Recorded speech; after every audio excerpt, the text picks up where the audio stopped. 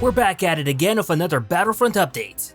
Since the release of the September update, I've already seen plenty of people in the Battlefront community praise it for quite possibly being one of the best updates that have come out for the game. And for sure that's no understatement considering how much amazing content it brought to the game for both online and offline. Unfortunately, I was unable to cover the update on release day for reasons I talked about on my community tab.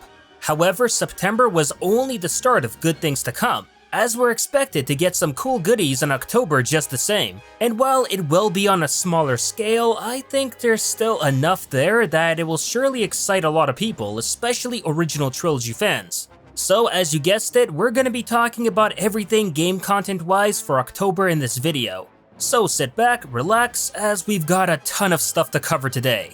And before we get into any of that, but a quick reminder, as if you do like these type of videos, then do remember to give it a like to show your support for not only this update series, but also the content within it.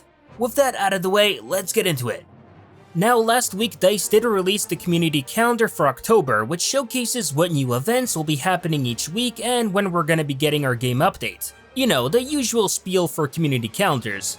Since we're already long past the boots on the ground phase that happened from the 4th to the 6th, we'll be soon jumping into the community quests featuring the Farm Boy appearance for Luke and the Darth Maul Kenobi emote. This will be active from the 11th to the 18th. From here, players will be able to unlock the Farm Boy appearance by heading into co-op and defeating 150 enemies. This total does carry over, so you won't have to achieve the full amount in a single game. But remember, this is an individual tally and not a team-based one. As for the Maul Kenobi emote, players will be required to capture 15 command posts on Felucia and Capital Supremacy.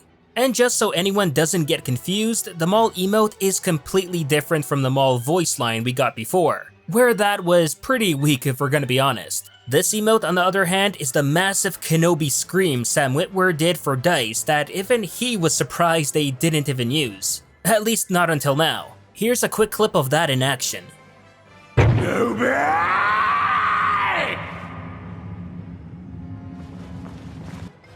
Now, some folks from the offline community did ask if these quests could be done also in instant action, just to see if they could also unlock it too. And to this, Ben Walk replied by saying instant action is made for offline play, meaning doing online events is problematic. Sorry. So yeah, pretty much a common logic statement, but I gotta do feel for the offline players who are gonna be missing out on new content just because they don't have online access. But hey, it never hurts to ask.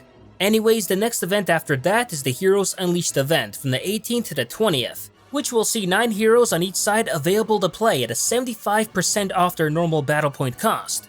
After that, the October update drops on the 23rd, titled Another Night on Endor. This will see players return to Ewok Hunt, but play on a brand new and much larger map of Endor, which according to Ben Walk will also feature bunkers.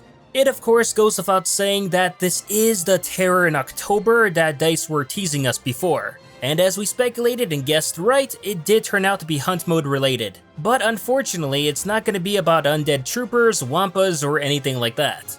I'd imagine DICE would have preferred to have done something new and fresh like that, but because of lack of time, budget constraints, and their small dev team, they couldn't really pull it off. Instead, we're getting Ewok Hunt on Endor again, but bigger. And while I do appreciate them returning to hunt mode, at the same time I do really wish that they could have added a new and totally different map and setting to hunt mode before this game is dead. Maybe that's something they could still add later on, because I just can't see them adding a third version of Ewok Hunt on Endor again. However, that's not all we're getting on the 23rd, as in addition to the usual bug fixes, tweaks and such, we're also going to be getting new appearances as well. Ben did confirm out on Twitter that the new appearances will be in fact for heroes and not for reinforcements, in case you were wondering. A little while ago we had new appearances for the BX droid Commando leak out, which we know we're gonna be getting them soon, but based on Ben's response it looks like November will be the release month for them. As for what hero appearances we're gonna be getting in October, Ben did specify a couple of things. First of all, that these would not be for the prequel trilogy heroes, and also later mentioned that the Farm Boy Luke appearance would be separate from the appearances coming in the game update. And considering that I highly doubt DICE would release the sequel trilogy hero appearances this early on, rather than to save them for December, which we know we're gonna be getting a massive Rise of Skywalker content update. So in that case, it looks very likely that we're gonna be getting more original trilogy hero appearances for October. Which makes sense, since Ewok Hunt, the main set piece for October, is set in the original trilogy. As for what we could be getting, then I'm leaning on maybe Han Solo's New Hope appearance, which we know is finished as DICE did use it in their promotional material for Battlefront 2, but never released it for whatever reason. Then there's Luke's Yellow Ceremony jacket appearance as well, which has been previously teased by Ben over on Reddit, which I myself would personally love to see in the game. Then maybe after that, they could also add his Bespin fatigues, Rebel Pilot, or Endor skin as well. To be honest, I have no idea how much Luke skins DICE will be adding, but seeing as how Luke is in desperate need of more appearances, then this would legitimately be the perfect opportunity for DICE to add more for him. As for other OT heroes, I could also see Leia get her Rebel General appearance from Return of the Jedi. And considering she's already wearing it under her Endor gear appearance, I don't think it's something out of the realm of possibility. As for OT villains, I'd say it's finally about time that Vader gets a battle damaged appearance. He's been in plenty of battles like that in canon already, and it's one of the most requested Vader skins ever. Well, actually the only one I think, because there really isn't anything else they could do with Vader appearance-wise. And seeing as how DICE gave Grievous literally 2 battle damage skins and Count Dooku something outlandish like his pajamas, then a battle damaged Vader should in no way be out of the question here. Now for reinforcements, I know this is a pretty big topic concerning whether we're getting new reinforcements in October or not.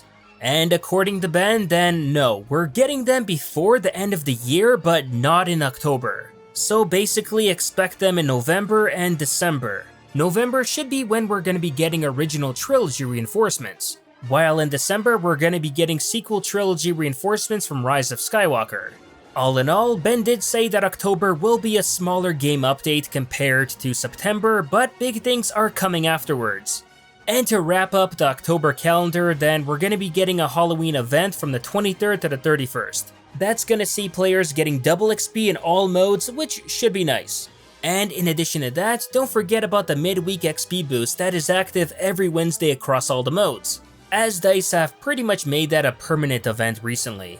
Now speaking about heroes, but DICE have gone and done something unexpected, but really cool, and surprisingly, they didn't even bother to tell anyone about it. But lately people have been noticing that when playing Hero Showdown now, that instead of it being a 2v2 mode like it's always been, it's now out of nowhere become a one-on-one duel mode. Logically, everyone who experienced this had assumed it was a bug and not a new feature or anything like that.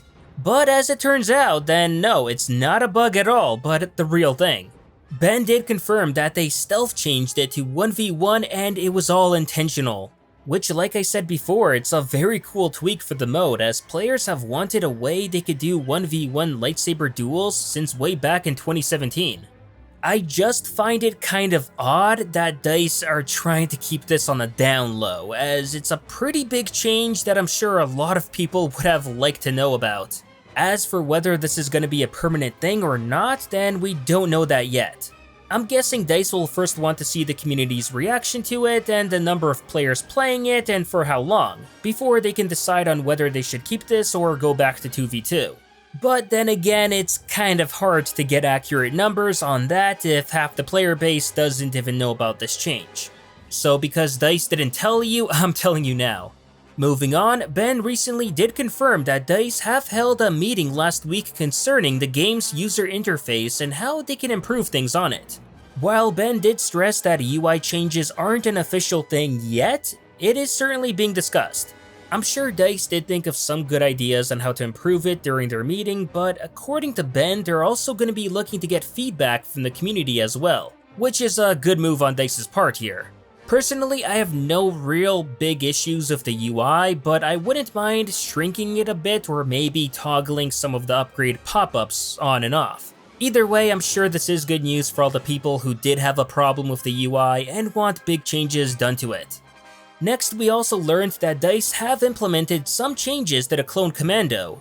These changes were done via backend, so no game patch was required, but it's now going to be seeing a battle point cost increase for the Commandos, which now sees their battle point requirement raised from 1,000 battle points to 2,000. In addition to this, DICE are also working on fixing their damage reduction as well, but that part will require a client update. Ben did say that they're going to be talking more about the damage reduction tweak and maybe amongst other things for the Commando next week. But for now, I do think that raising their battle point requirement was necessary. As it stands now, the Commandos are absolute beasts in the game and can wreck practically everyone or everything they meet on the battleground. So the 1,000 battle point cost before was way too cheap. It was a nice idea getting people to try them initially when they first released, but seeing as how the Commando hype train is done and gone, then a battle point increase was surely necessary now. As for bug fixes, many of you I'm sure know about that very aggravating bug that prevents you from joining your friends playing in a match. Sometimes it forces you to pretty much spam your button until someone leaves that match, so you're able to join. And well, while this isn't a game-breaking issue or anything like that, it is certainly annoying. Fortunately, Ben did acknowledge that this bug is a thing and has said that DICE are investigating it. So good news on that front where bugs are concerned. Because if DICE are looking into this bug now, then there is a good chance it could maybe be included in the October updates, maybe, hopefully. Next, we also have some good news for the offline community and instant action players. As it seems DICE are making steady progress on some noteworthy changes that will see the mode improve.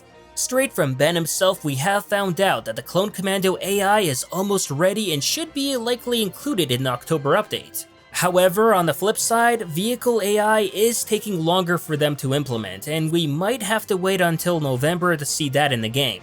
From what I've seen so far, it's very clear that instant action was rushed out and not properly finished, which is why we're still missing basic things like vehicle AI or better customization options and settings. However, I'm gonna say it, that's not entirely a bad thing, as even though, yeah, it was rushed, I'm still glad that we have at least something to play for now than nothing at all. I mean, we've been waiting for what it feels like forever for instant action, so at this point, we're glad to get whatever we can. DICE could have easily continued to ignore offline players, but they didn't and gave us something to hold us over for now. Sure, it's not a finished product, but one step at a time. The important thing is that DICE are working on giving us the things we want to improve the mode, and it doesn't stop at reinforcement AI. Because Ben has also made it clear that DICE are looking into making a system where the AI will spawn in as planet-appropriate legions. In addition to that, when asked if the system would also let the players select the AI appearances, Ben said he'd like to get to that stage eventually as well. And with that, we keep seeing DICE's intentions for instant action aligning up pretty closely to what the offline community wants. As I said before, because DICE are naturally prioritizing online content and due to their small team, then it's going to be a slow burn. But eventually we're gonna get there, and that's most important here. Finally, we should also be getting a small patch to go live this week. As Ben stated that it's gonna be looking to address a number of issues along with some tweaks and improvements. The current plan is for the patch to drop on October 9. As for what that patch will include, then hero designer Guillaume Raz has given us a small teaser that it should have some star card redesigns for Darth Vader and Boba Fett. These changes are said to be small and made more for balancing purposes. In addition, Guillaume has also confirmed that a buff for Leia is currently on the radar, especially where her flash grenade is concerned. It's unknown at this time whether that buff will be included in this week's small patch or will it be part of the October update. Of course, when we do find out, I'll be sure to let you all know as per usual. And lastly, Ben has also informed us that DICE have implemented a quick change as of today to Vader, which now sees an increase in his stamina, allowing him to swing 10 times now instead of 8. This tweak was done server-side, so it should be live on all the versions of the game, and not require a patch of any kind. And like I said in a video before, I'm glad to see DICE making more of these server-side changes. They were incredibly rare back in Battlefront 2015 and in the early days of Battlefront 2, so good on DICE for starting it and staying consistent with it. But that'll do it for this Battlefront update. And as always, if you enjoyed this video, please like, share, and subscribe to the channel to not only support it, But keep up with Star Wars news, gaming, and canon lore released every week. And consider following me on Twitter and Facebook to never miss out on the latest Star Wars content.